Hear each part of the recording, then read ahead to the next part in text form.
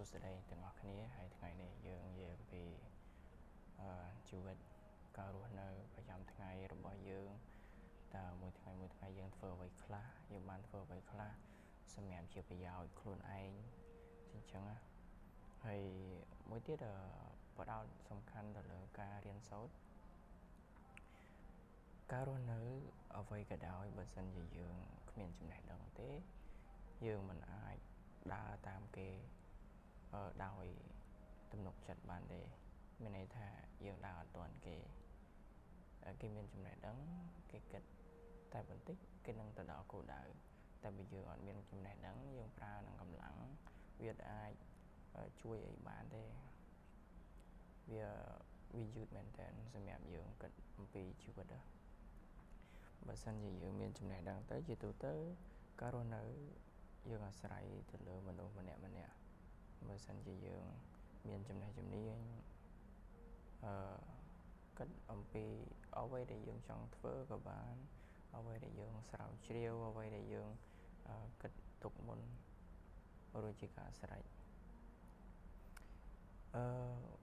ការរស់នៅទៀតសោតក៏អាស្រ័យទៅលើសុជីវធម៌និងសិលធម៌ផងដែរបើសិនជាយើងអត់មានសុជីវធម៌សិលធម៌ទេការរស់នៅរបស់យើងនឹងវាធ្លាក់ចុះវាខ្សោយហើយយើងនឹងមនុស្សយើងបែបហ្នឹងដែរពេលដែលយើងអត់មានសិលធម៌សុជីវធម៌ការវាតម្លៃមកលើយើងហ្នឹងគឺគិតទៅតាមហ្នឹងទី1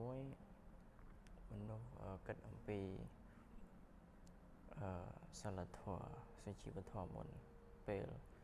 ឃើញអ្វីដែលយើងកំពុងតែធ្វើអ្វីដែលយើងកំពុងតែគិតអ្វីដែលយើងកំពុងតែនិយាយយើងបាននិយាយរួចជាការស្រេចពីមុនមកហើយ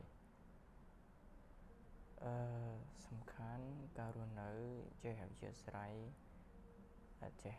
យកអាសាគ្នាទៅវិញទៅមកអ្វីដែលយើងអាចធ្វើបានយើងធ្វើអ្វីដែលយើងមិនអាចធ្វើបានក៏ទៅតាមហ្នឹងទៅ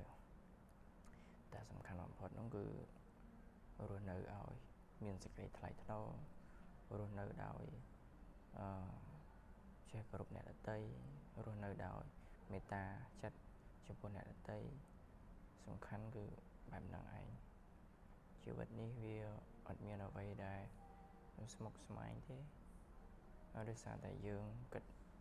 ច្រើនទៅធ្វើយើងស្មុគស្មាញចិត្តគំនិតអ្វីដែលយើងកំពុងតែធ្វើជាប្រចាំថ្ងៃហ្នឹង